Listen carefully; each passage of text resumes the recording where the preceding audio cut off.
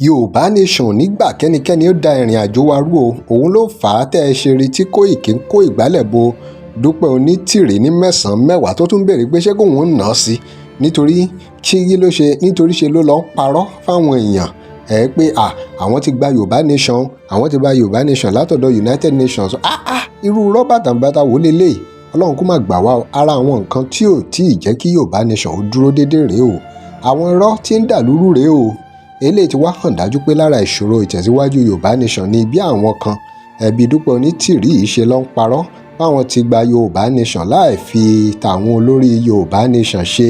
Ní báyìí wọ́n ti ń dá Yoruba Nation sí méjì mẹ́ta, àmọ́ ẹ̀rí ìwà bó bá ṣe wà la máa ṣe, àìmá lè fìmọ̀ ṣọ̀kan pẹ̀lú àwọn tó ń rin ìrìn àjò Yoruba Nation lọ́nà tó tọ́ ló fa gbogbo eléyìí tá à ń sọ yìí o. Òwe leléyìí wá jẹ́ o fún gbogbo àwọn tó ń fi Yoruba Nation kíkó gbálẹ̀ bo Dupe Onitiri nínú àwòrán yìí. Òun ni pé ẹnikẹ́ni tó bá lóun máa dá ìrìn àjò Yoruba Nation rò bí wọ́n ṣe kó gbálẹ̀ bó rèé o. Bẹ́ẹ̀ nítorí pé wọn ò ní gbà fẹ́nikẹ́ni láti fi ìwà kébékébé láti fi da ìrìn àjò Yoruba Nation rú. Ẹni tí wọ́n bá kó fìrí pé ó ń wà ìbàjẹ́ pẹ̀lú orúkọ Yoruba Nation yóò fojú winá o. Mo fẹ́ kẹ́ gbọ́ ohun tí Koiki sọ nínú fọ́nrán yìí àti bó ṣe ń kẹ́gba bo Dupe Onitiri wípé o ò lè wá kó bá wa, o ò lè kó tiẹ̀ bá Yoruba Nation. Mo ń bọ̀.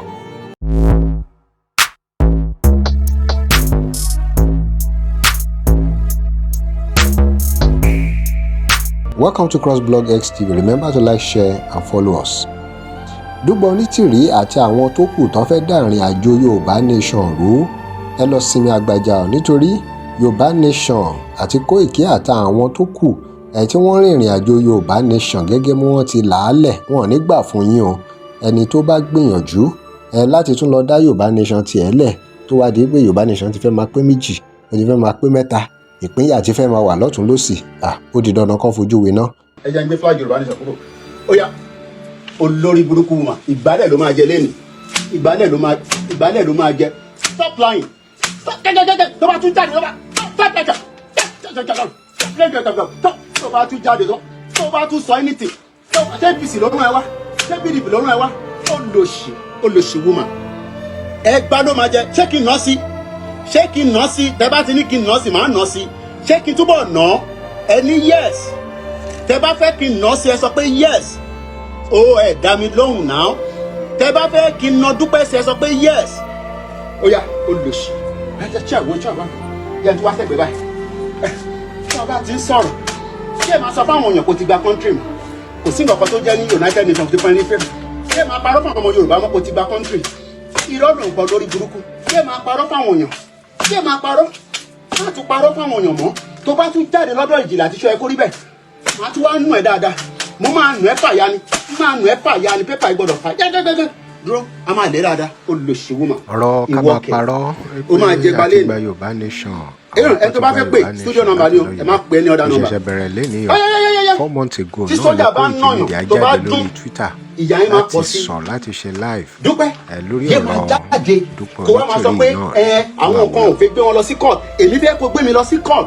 Ọláyọmí Koiki lèmi jẹ́, wọn wà register sí UK, gbé mi lọ sí court fún defamation, gbé mi lọ sí court pé mò ń defamation tàbá wá dé UK court tó èmi ò ní lọ sí Nàìjíríà, UK court láti máa yanjú ẹ̀. UN àwa sọ ìgbà tó fún ẹ ní lẹ́tà yẹn torí pé wọ́n gbọ́dọ̀ fèmí náà ní copy. Ó dà gbé ẹ̀kan pè wá ó dà pé wàlátà gbóhùn sókè. Ìwọ ló fẹ́ fẹ́ ni ó bá bẹ̀bẹ̀ bí ti bá má bẹ̀ jà ó ṣe jẹ́ kó ló máa pè wọ́n bá Dúpẹ́ bẹ̀bẹ̀. ẹ máa sọ jẹ́gbẹ̀jọba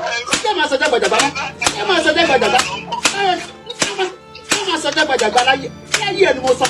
Wọ́n bá ń ṣe Yoruba Nation fàdágẹ́ wọ́n máa parọ́ fún ọmọ Yorùbá mọ́ lórí burúkú somebody olóṣì wèrè woman.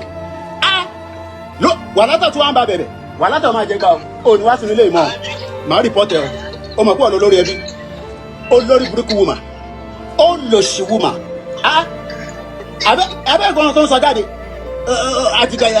ibi dídùn yẹn gangan làwọn wà nítorí pé ayé social media báyìí ó ti gbá gbogbo èèyàn láyè láti sọ tí bá gbogbo kò tí ì dárúkọ mi ni kò dárúkọ mi ni Aworo ṣàṣà ló ń dárúkọ lánàá ló dárúkọ mo tẹ̀lé kó máa dárúkọ Koiki mo ti gbọ́ tán àbó dárúkọ mi lánàá mo ní tó bá dárúkọ mi máa dì pẹ̀lú ẹ̀ kékeré ni mo sì ná yìí máa dì pẹ̀lú Dúpẹ́ ó ní dúnmọ́ lórí social media don bastard ó jáde lánàá nígbà tó ń celebrate ọkọ ẹ ó tún lè gbójú síta ẹ gbà wá o wàhálà máa ṣiṣẹ́ lọ.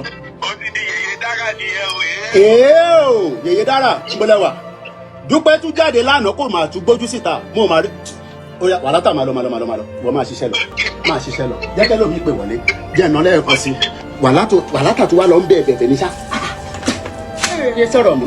ẹ sọ̀rọ̀ mọ́ olùsèwọ́mà bomb bastard. Hey, this woman is becoming nonsense on the social media. Ẹ já lọ sí hello. èrè yín ẹ̀yin tèmi ẹ drop comment yín. Remember to like, share, follow us. Thanks for watching.